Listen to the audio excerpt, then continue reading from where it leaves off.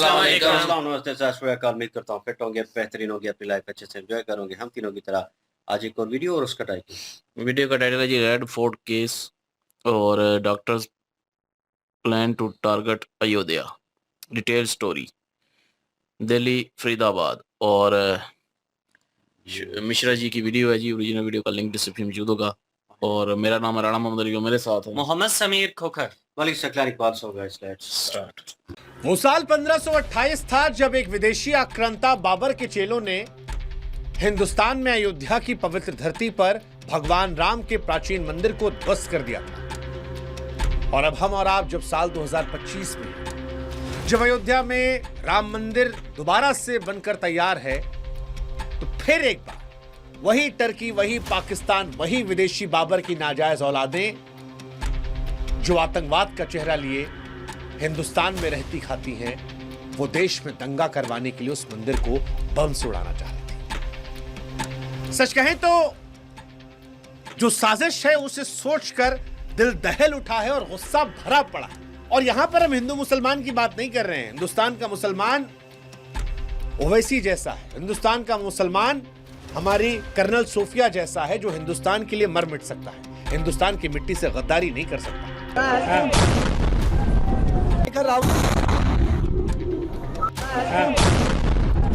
ये जिन बाबर की नाजायज औलादों की हम बात कर रहे हैं, ये वो हैं जो हिंदुस्तान की मिट्टी में रहते हैं, खाते हिंदुस्तान का हैं, लेकिन सुनते पाकिस्तान, टर्की की।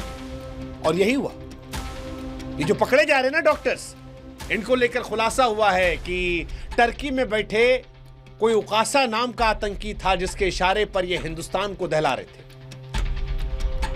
वो यूनिवर्सिटी जहां पर डॉक्टर्स को पढ़ाया जा रहा था, जहां पर ये भगवान बनकर लोगों का इलाज कर रहे थे, वहां पर खाद के नाम पर बम बना रहे थे और उस बम को बनाकर हिंदुस्तान को उड़ाना चाहते थे, राम मंदिर को उड़ाना चाहते थे, हिंदुस्तान को गृह युद्ध की आग में झोंक देना चाहते थे।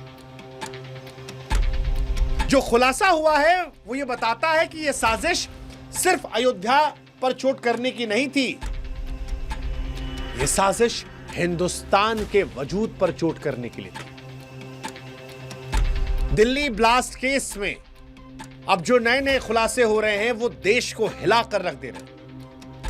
मैं तो कई बार सोच कर हैरान कि अगर वो डॉक्टर जिसने पोस्टर लगाने के जज्बात में अपने आप को एक्सपोज कर दिया, और वो जम्मू कश्मीर पुलिस जिसने एक्स्ट्रा सतर्कता दिखाते हुए उसको पकड़ा और उसके थ्रू अल-फलाह यूनिवर्सिटी जो जिहाद की फैक्ट्री बन गई है, बम बनाने वाली फैक्ट्री बन गई है, उसे एक्सपोज ना किया होता, तो साहब दिसंबर और जनवरी में देश का क्या होता।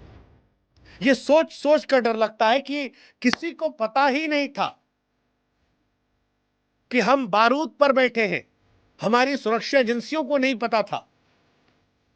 ये जम्मू कश्मीर पुलिस को हमें शुक्रिया अदा करना चाहिए। वहीं से ये पूरा रैकेट खुलता शुरू हुआ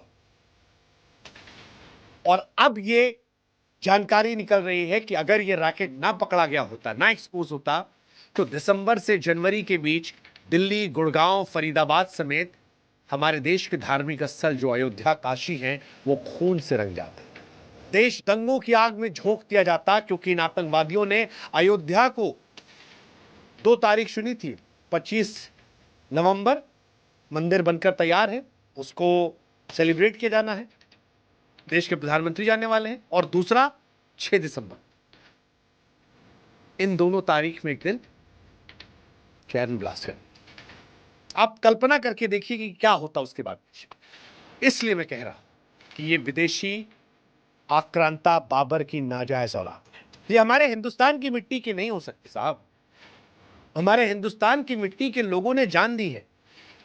धर्म, जात, कौम, मजहब से ऊपर उठकर वो हिंदुस्तान के लिए मरने मिटने को तैयार है। ये हिंदुस्तान की औलादें नहीं है, ये बाबर की औलादें हैं, ये टर्की पाकिस्तान की औलादें हैं, ये नाजायज औलादें हैं। वो नाजायज जो शायद बाबर की भी जो औलादें होंगी नाजायज, उनसे भी ज्यादा गई गुजरी, उनसे भी ज्यादा नाजायज है, क्योंकि वो कम से कम बाहर आए थे, यहां आके नाजायज की थी। ये तो यहीं उठे, यहीं खाए, यहीं पिए, यहीं रहे। इनके माँ बाप को भी ये मरने मारने के छोड़ घिन आ रही है। नफरत हो रही है, उलझन हो रही है, सोच कर डर लग रहा है, आत्मा कांप रही है। आज जो आपको बताने वाले हैं वो बहुत खतरनाक कहानी है, नया खुलासा बड़ा खतरनाक है।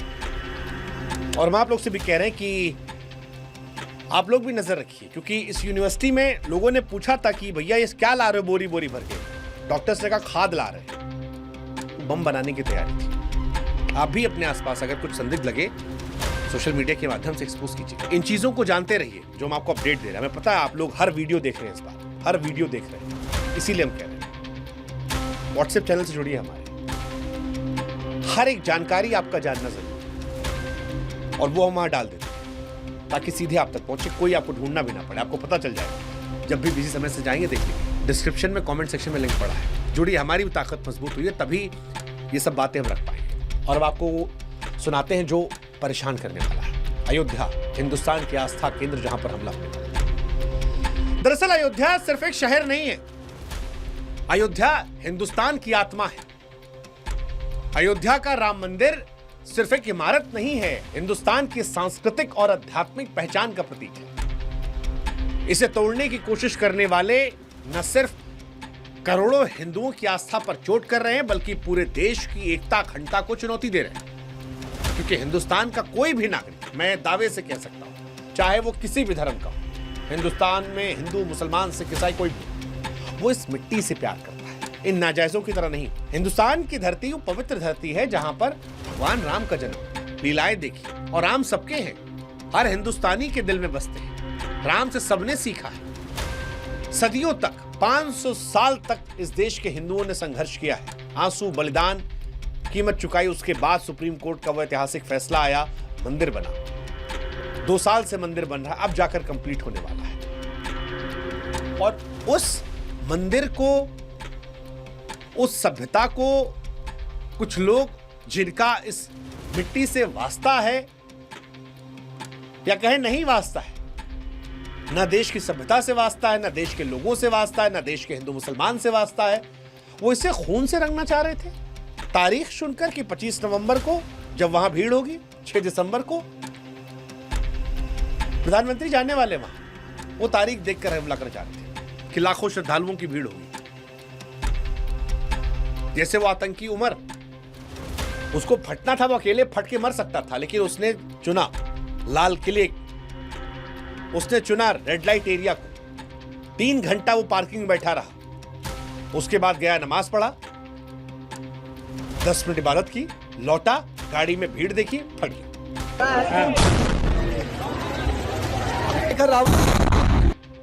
सच कहें तो ये सिर्फ हिंदुस्तान के दुश्मन नहीं है, ये इस्लाम के भी दुश्मन है, ये कुरान के दुश्मन है। ना होते तो इनको एहसास होता कि इन्होंने मासूम मुसलमानों को भी उस दिन मार दिया। वो जो 13 लोग मरे हैं उसमें सिर्फ हिंदू नहीं मरे थे, मुसलमान भी मरा था। और 13 तो आंकड़ा है साहब, सरकारी आंकड़ा है। आसपास वालों के पास, हम तो वहां गए हैं, हमने पूछा है लोगों से, वो लोग कहते हैं कि साहब 13 ओरा नहीं है, ज्यादा नंबर। वो जो लड़के काम कर रहे थे अगल बगल, वो फूल वाला, वो गुलाब वाला, वो दुनिया भर का सामान बेचने वाला, पानी देने वाला, वाइपर जो साफ करता है, और जो रेहड़ी पटरी पे सामान काम करता है, वो सबका तो गिनती ही नहीं हुआ है। उनमें भी कई मुसलमान थे जिनको ये बाबर की नाजायज औलादे, जो इस्लाम की भी दुश्मन है, उन्होंने मार दिया। अमोनियम नाइट्रेट, आरडीएक्स के मिश्रण से विस्फोटक किया। इन्होंने कई गाड़ियों में बम और असॉल्ट राइफलों से फायरिंग की योजना बनाई थी। और जो योजना इनकी धीरे धीरे निकल रही है, अगर वो सब कुछ हो जाता तो इतना खतरनाक था कि देश में गृह युद्ध की आग भड़क जाती। लेकिन thanks again Jammu Kashmir police, जिन्होंने पहले वाले को पकड़ा, बाद में सुरक्षा एजेंसियां एक्टिव हुई और फिर इस साजिश को नाकाम कर दिया। अयोध्या पर हमला सिर्फ धमाका करना नहीं होता, हिंदुस्तान में गृह युद्ध की स्थिति पैदा करना होता। क्योंकि अयोध्या में हमला मतलब करोड़ों हिंदुओं की आस्था पर चोट करना। ऐसा हमला जो देश में सांप्रदायिक तनाव को चरम पर ले जाता, हिंदू मुसलमान के बीच नफरत की आग को भड़काकर आतंकी देश को अस्थिर करना चाह रहे थे। हालांकि भूल गए कि हिंदुस्तान की असली मुसलमान जो है वो यहीं का बेटा है। फिर कह रहे हैं वो देश के दुश्मनों का दुश्मन है। सोफिया कुरैशी, ओवैसी और बहुत सारे हैं, अनगिनत है। हर शहर, हर गांव, हर जगह, हर दफ्तर में ऐसे मिल जाएंगे। वो हिंदुस्तानी मुसलमान जो दुश्मन को जबान और हथियार दोनों से ठोक सकते हैं। लेकिन बाबर की नाजायज औलादें, वो इंडियन मुस्लिम्स को रिप्रेजेंट नहीं करते। ये वो लोग हैं जो विदेशी हैंडलों के इशारे पर नाचते हैं और हिंदुस्तान को बर्बाद करने की कोशिश करते हैं। इस साजिश की शुरुआत दिल्ली में हुई थी, हमने आपको बताया, बहुत प्लान तरीके से। ये डॉक्टर उमर, डीएनए टेस्ट में पुष्टि हुई है कि जो वो गाड़ी में I-20 मरा है वो उमर था, कुत्ते की मौत मरा है, वो उमर था। उमर और उसके साथियों ने न सिर्फ दिल्ली बल्कि अयोध्या को भी निशाना बनाया। उमर का डीएनए टेस्ट हो चुका है, उनकी माताजी से मैच कर चुका है। एक और लाल रंग की फोर्ड गाड़ी जो है वो भी मिली है और कई खुलासे हुए। 3 बड़ा खुलासा था आपको। एक कि जनवरी में लाल किले को दहलाने की साजिश थी, 26 जनवरी। इन्होंने मोबाइल डम डेटा से पता चला कि फरीदाबाद की अल-फलाह यूनिवर्सिटी से मुजम्मिल जो है और उमर, इन्होंने लाल किले की रेकी की थी। वहां पर ही सुरक्षा भीड़ का पैटर्न समझा था। 26 जनवरी को हमला करना था इन्हें लाल किले पर। फिर दूसरा बड़ा खुलासा यह हुआ कि मुजम्मिल जो है वो खाद की बोरी बताकर विस्फोटक सामग्री जमा कर रहा था। कुछ लोगों ने पूछा भी था कि भैया ये बोरी किस बात की है। इसने कहा खाद इकट्ठे हैं, कश्मीर ले जाना है। इस कमरे से 100 मीटर दूर मकान में सीसीटीवी कैमरा लगा है, वहीं से फुटेज मिली है। और तीसरा सबसे डराने वाला जो था वो था 25 नवंबर 6 दिसंबर को अयोध्या में हमला करना। 8 आरोपी ऐसे जिन्होंने बताया, 8 में से 6 तो डॉक्टर हैं। अच्छा, जो ये यूनिवर्सिटी अल-फलाह, ये भी कमाल की यूनिवर्सिटी, इस पर अलग से एक वीडियो करेंगे। अल-फलाह में एक डॉक्टर निसार हैं जो पकड़े गए, फरार। ये श्रीनगर में पोस्टेड थे। देश विरोधी गतिविधियों के चलते इन्हें भगा दिया गया था और इनको इस अल-फलाह में जॉब मिल गई। डॉक्टर्स एसोसिएशन ऑफ कश्मीर का अध्यक्ष भी है, अल-फलाह में पढ़ा रहा था। ये फरार है, इसको भी ढूंढा जाएगा। लेकिन सवाल ये कि अल-फलाह में इन सबको नौकरी कैसे मिल गई?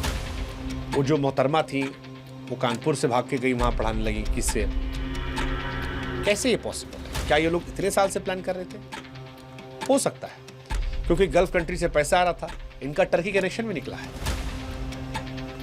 जांच एजेंसियों ने खुलासा किया है कि ये टर्की से इशारा ले रहे थे। 2022 में टर्की से शुरू हुए थे।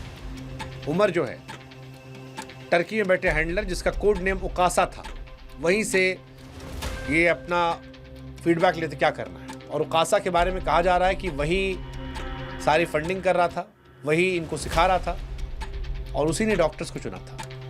जो अमोनियम नाइट्रेट RDX का मिश्रण इकट्ठा किया है उसको लेकर पता भी लग रहा है कि टर्की से जो प्लान था वो बहुत बड़ा प्लान था, बड़े पैमाने पर तबाही मचाने का।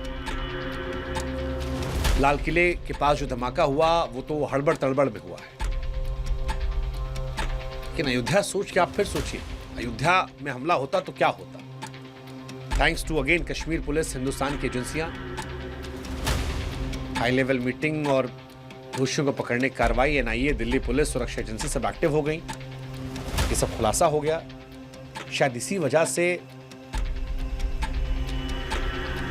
वो जो हम कल्पना कर पा रहे हैं वो आकार नहीं लिया है। लेकिन खतरा नहीं टला है, खतरा टला नहीं है, क्योंकि दिल्ली कार ब्लास्ट और अयोध्या पर आतंकी हमले की साजिश ने साफ किया है कि हिंदुस्तान के दुश्मन चैन से नहीं बैठेंगे। और ये वाले पकड़ गए।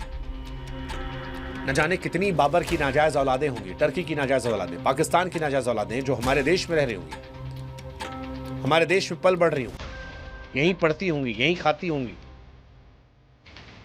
लेकिन हिंदुस्तान को बर्बाद करने की कोशिश कर चुप बैठी होंगी। हालांकि उम्मीद है, सुरक्षा एजेंसियों पर भरोसा है कि वो इन चुनौतियों के लिए तैयार है। बाबर की नाजायज औलादें जितना नाचना है, टर्की में बैठे उकासा के इशारों पर नाच ले। हमारी सुरक्षा एजेंसियों और हिंदुस्तान की मिट्टी में ताकत है जो इन साजिश को नाकाम गई। और रही बात अयोध्या के राम मंदिर की, तो सुन लो बाबर की नाजायज औलादों, वो आज भी खड़ा है, हमेशा खड़ा रहे। हिंदुस्तान की आस्था और एकता के प्रतीक, और ये आस्था और एकता हिंदू मुसलमान दोनों साथ लेकर चल रहे हैं। हमारी सुरक्षा एजेंसियां, हमारा देश और हमारे देशवासी तुम कितनी भी कोशिश कर लो, इन साजिशों को धूल में मिला देंगे। हमें गर्व है हिंदुस्तान की मिट्टी पर, राम मंदिर पर, अपनी आस्था पर और अपनी एकता पर, जो हिंदू मुसलमान सिख ईसाई मिलकर बनाते हैं। और ये गर्व ही वो ताकत है जो ऐसी बाबर की नाजायज औलादों को, उनकी हर साजिश को चूर चूर कर दे। जय हिंद, जय भारत, जय श्री राम।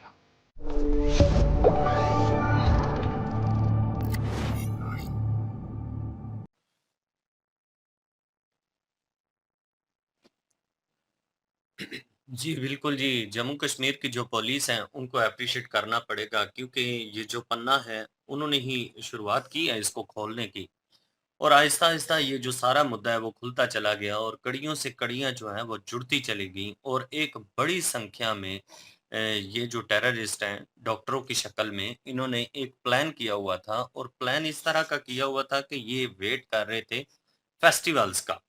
कि जो फेस्टिवल्स आएँगे आने वाले टाइम में एक तो नवंबर में होने वाला है और एक दिसंबर में। तो उन डेटों को इन लोगों ने चुना हुआ था कि उस दिन राम मंदिर में बहुत ज़्यादा रश होगा और जिस दिन रश होगा, लोगों की तादाद ज़्यादा होगी, तो वहाँ पे ये हमला करने का प्लान बना रहे थे। मतलब कि एक बड़ी संख्या में बहुत सारे मासूम लोगों की जान लेकर इस तरह का प्लान इन्होंने किया हुआ था कि हिंदू और मुस्लिम का जो विवाद है वो भी आ सकता था और वो भी जो फ़ितना है एक, वो इस तरह से हो जाना था कि लोग जो हैं वो इतने जल्दबाज़ तो नहीं है, लेकिन इस तरह की अगर कोई स्थिति बन जाए, तो इस तरह से फिर गुस्सा आ ही जाता है, जज़्बात जो हैं, वो कंट्रोल में नहीं रहते। तो प्लान तो इनका यही था कि हिंदू और मुस्लिम के नाम पर दंगे और फ़साद करवाना, जैसे पहले पहलगाम में एक योजना बनाई गई थी कि जानबूझकर धर्म पूछ का टारगेट किया गया था ताकि हिंदुस्तान में एक अमन और शांति का जो माहौल बना हुआ है, उस माहौल को खराब किया जाए और हिंदू और मुस्लिम जो हैं, उनको आपस में लड़ाया जाए। प्लान इनका ये था लेकिन फ्लॉप हुआ। तीनों डॉक्टर जो हैं वो पकड़े गए हैं। ओकासा नामी एक बंदा है जी जो तुर्की से इनको फंडिंग करता रहा है। उसने इन डॉक्टरों को चुना और उसी ने सारा जो प्लान है वो तैयार किया।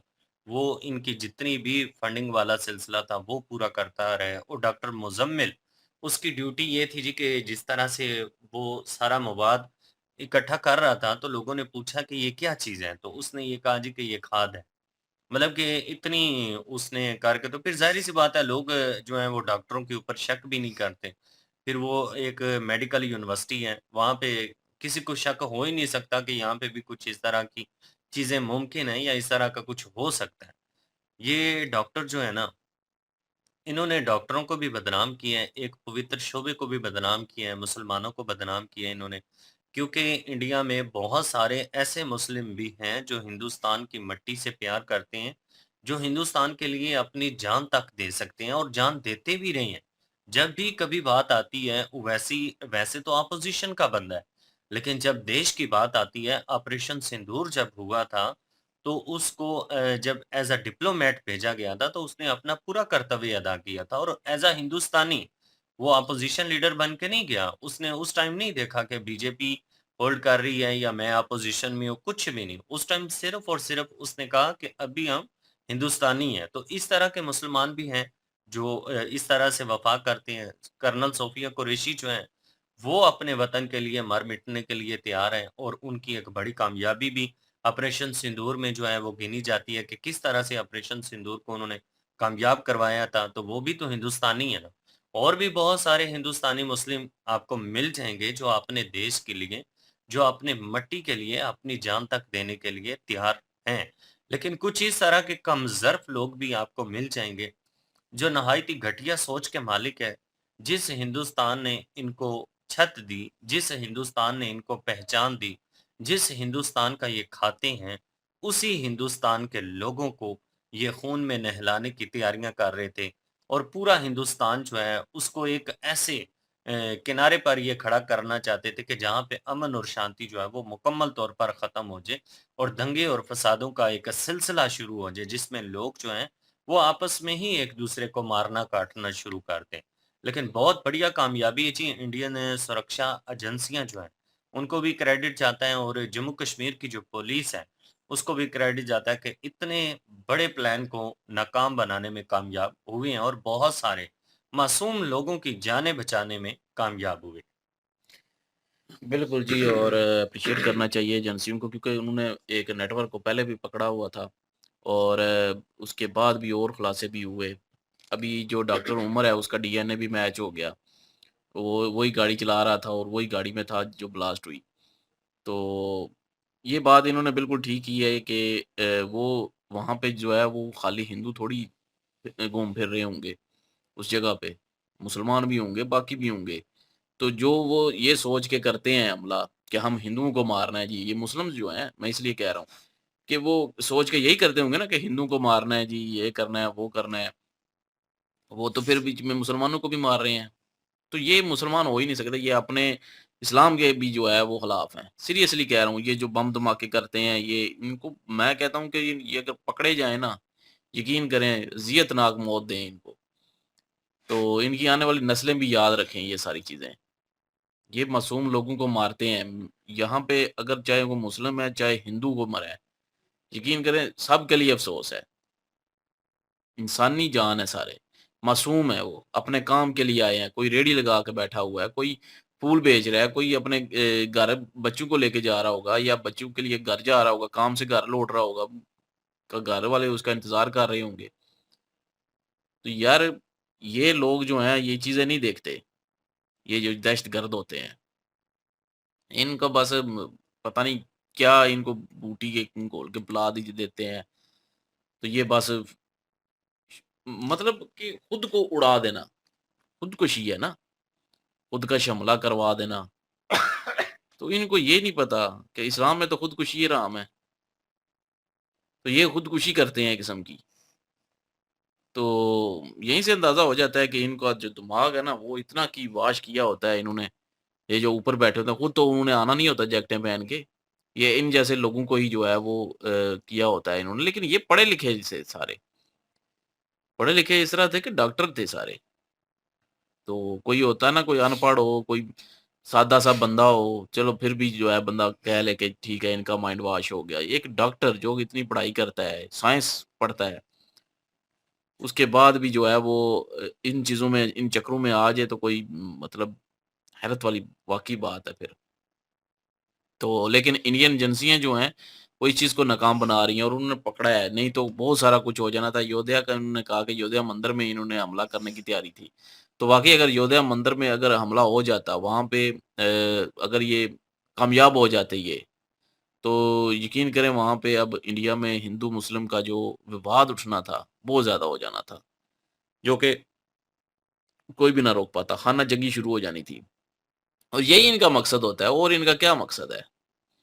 एक धमाका करने से अगर ये 4-5 लोग अगर शहीद कर देते हैं, तो इनका वो मकसद पूरा नहीं होता। अगर उसके बाद जब वो उसके नताइज आते हैं ना सामने कि मतलब आपस में खाना-जंगी शुरू हो गई, एक कौम दूसरी कौम से लड़ पड़ी, तो ये चीज़ें जब आती हैं त ये वो उन चीज़ों को फ़ायदा मतलब मिलता है उन लोगों को, उन जैसे लोगों को।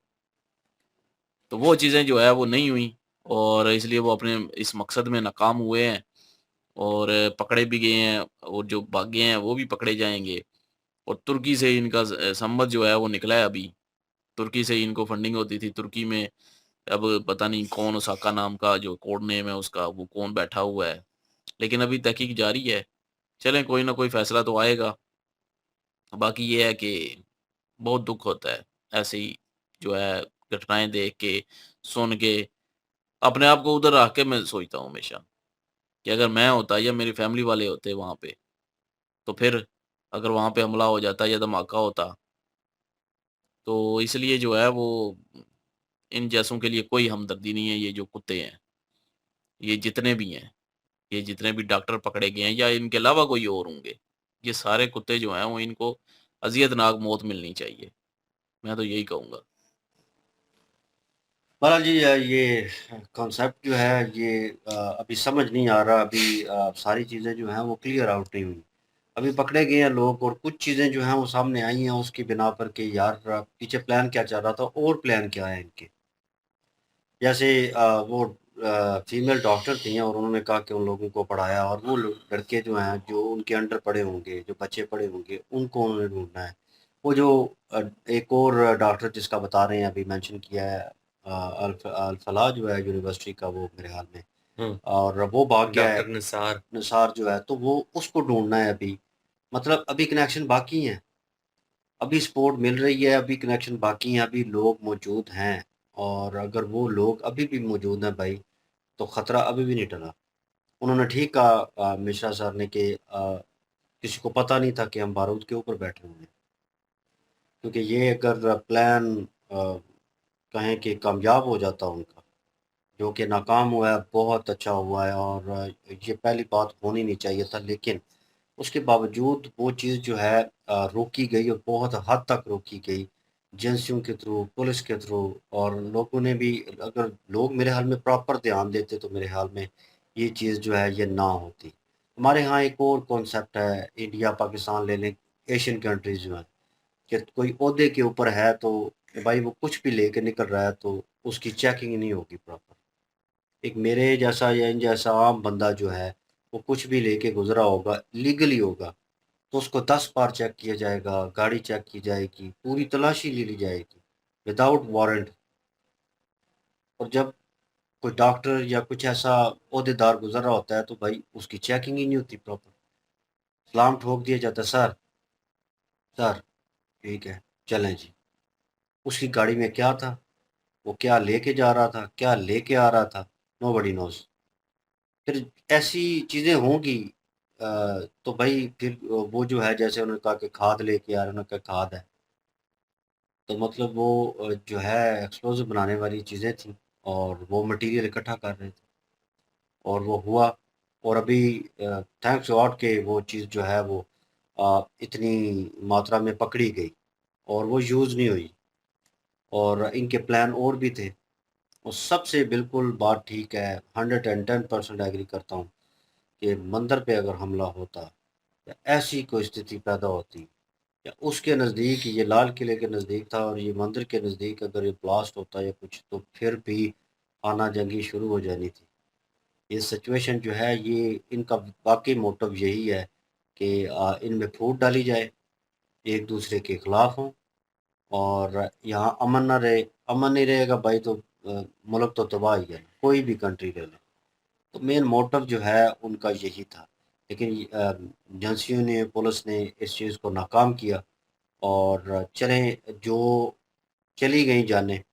अब वो जो है उस चीज़, उस फ़ैसले को रिवर्स नहीं किया जा सकता, लेकिन जो हैं उनको तो यार उनको सेफ्टी दी जा सकती है, उनको ज़िंदा रखा जा सकता है, उनको एक जीने का एक अच्छा मकसद जो है वो दिया जा सकता है। तो वो चीज़ उन्होंने वो कर ली। लेकिन अभी भी ख़तरा जो है उनके हिसाब से, जो रिपोर्ट्स आ रही हैं, जो लोगों के इंटरव्यूज़ आ रहे हैं, पर्सनल जो कह लें न्यूज़ रिपोर्टर्स हैं, जो मीडिया से ताल्लुक़ रखते हैं, वो अपनी-अपनी वीडियो जो है यूट्यूब के ऊपर, सोशल मीडिया के ऊपर अपलोड कर रहे हैं। इन्फॉर्मेशन देने की कोशिश कर रहे हैं, लोगों को अवेयरनेस देने की कोशिश कर रहे हैं कि बच्चों इर्द-गिर्द ध्यान रखो। ये पहले भी हुआ था। ये पहले भी जब सबसे ज़्यादा वो 26/11 जो जब हुआ, तो उसके बाद लोग बड़े अलर्ट हो गए, हाई अलर्ट पे चले गए। लेकिन वो कुछ महीने और कह लें साल तक वो इम्पैक्ट जो है वो रहा। उसके बाद चीज़ें जो हैं नॉर्मलाइज़ होती गई। लोगों ने इम्पैक्ट लेनी छोड़ दिया, लोगों ने अपनी ज़िम्मेदारी जो है वो लेना छोड़ दी कि हमारी ज़िम्मेदारी नहीं, एजेंसियाँ काम कर रही हैं, पुलिस अपना काम कर रही है। और ये अवाम का भी बनता है। और मेरे ख़्याल में अवाम अगर उस वक़्त थोड़ा-सा सपोर्ट करती उस वक़्त से अब तक, तो ये चीज़ें काफ़ी हद तक कंट्रोल होनी थी। पहलगाम में जो हुआ वो भी यही सानिया था। क्यों पूछा गया कि हिंदू मुस्लिम हो? आईडी कार्ड चेक किए गए। क्यों किए गए? यही रीज़न था। और अभी भी जो है चीज़ों को बिल्कुल कह लें कि कंट्रोल किया जा सकता है। कुछ लोगों के बड़े हार्श किस्म के कमेंट्स जो हैं वो मैंने देखे। उनसे थोड़ी तकलीफ़ हुई कि यार, जहाँ पे हम इतनी तारीफ़ करते हैं कि हिंदू मुस्लिम जो है इकट्ठे रहते हैं, एक दूसरे के साथ रहते हैं, उनका भाईचारा, उनकी प्यार मोहब्बत बड़ी है। लेकिन कुछ लोगों की बड़े ख़ास किस्म की इंडियन वीडियो थी और इंडियन वीडियो के नीचे ही कमेंट्स थे, मैं देख रहा था। और वो बड़े ख़ास किस्म के थे कि इनको निकालो, कोई भी यहाँ पे नहीं होना चाहिए। और ये तो यही तो मकसद है ना, फिर जो जो ऐसे पूरा काम करवा रहे हैं उनका तो मकसद ही यही है तो कि आपस में लड़ेंगे। लोगों में वो कह रहे थे, लोग जो जितने भी न्यूज़ रिपोर्टर और जितने भी मीडिया से ताल्लुक़ रखते हैं, वो इसी चीज़ को तो लाइट आउट कर रहे हैं कि ये रोको, ये नहीं होना चाहिए। ये आपके ज़हन में डाला जा रहा है और इस फ़तूर को निकालना है। ये चीज़ वो आपके ज़हन में डालना चाहते हैं और आपसे करवाना चाहते हैं, आपने ये नहीं करना। और वो समझाना चाह रहे हैं और अपने आप के लोग हैं, वो चाहते हैं आपके, आप उन्हें चाहते हैं, आप फ़ॉलो करते होंगे। वो आपको समझा रहे हैं कि यार ये कुछ चंद लोग हैं जो अब आई डोंट नो अपोज़िशन में हैं, क्या है, लेकिन वो चीज़ें जो हैं हो रही हैं, कमेंट्स आ रहे हैं। तो ये चीज़ें मेरे ख़्याल में अब क्लियर आउट होंगी, लेकिन टाइम लगेगा। लेकिन इस दौरान जो है मैं दुआ ही करता हूँ, प्रार्थना करता हूँ कि यार कोई ऐसी हैपन ना हो और रिज़ल्ट जो है वो बेहतरीन आए और वो बंदा जो फ़रार हुआ है वो भी पकड़ा जाए और जो कनेक्शन है पीछे वो भी क्लियर आउट हो, क्योंकि डाउट जो है वो भी काम ख़राब करता है। क्योंकि कभी किसी पे डाउट चला जाएगा, कभी किसी पे डाउट चला जाएगा, ठीक है? मैं कंट्री वाइज़ भी बात कर रहा हूँ, लोगों की भी बात कर रहा हूँ जो इर्द-गिर्द हैं, पार्टियों में वहाँ पे जो हैं, उनमें बात कर रहा हूँ, लेफ्ट विंग है, राइट विंग है, भाई उनमें भी वो डाउट जाएगा कि ये तो नहीं शामिल, वो तो नहीं शामिल ही, क्योंकि डाउट में होती है चीज़, वो डाउट का जो दायरा है, वो बढ़ता जाता है और उसमें जो-जो लोग आते हैं, भाई उनकी आपस में जो है वार्तालाप, बातचीत जो है वो ख़राब होती है, ताल्लुकात जो हैं, उनमें बिगाड़ आता है। तो चीज़ें कॉम्प्लिकेटेड हैं, इस वक़्त सिचुएशन कॉम्प्लिकेटेड है। होप सो ये जल्द रिज़ॉल्व हो और पता चले कि कहाँ से शुरू हुआ, किसने करवाया और वो चीज़ सामने आएगी तो फिर ही मेरे ख़्याल में चीज़ें क्लियर होंगी और कुछ अमल दरामद किया जाएगा। नेक्स्ट स्टेप तभी होगा। बहरहाल आप क्या ओपिनियन रखते हैं? कमेंट सेक्शन ओपन आपके लिए। इनकी ओरिजिनल वीडियो की लिंक भी डिस्क्रिप्शन में मौजूद होगी। प्लीज़ इनके थ्रू हमें भी सपोर्ट कर दीजिएगा। इंशाल्लाह मिलते हैं नेक्स्ट वीडियो में। अपना ख्याल रखिएगा, दुआ में याद रखिएगा। तब तक के लिए अल्लाह अल्लाह हाफ़िज़, हाफ़िज़। पीस।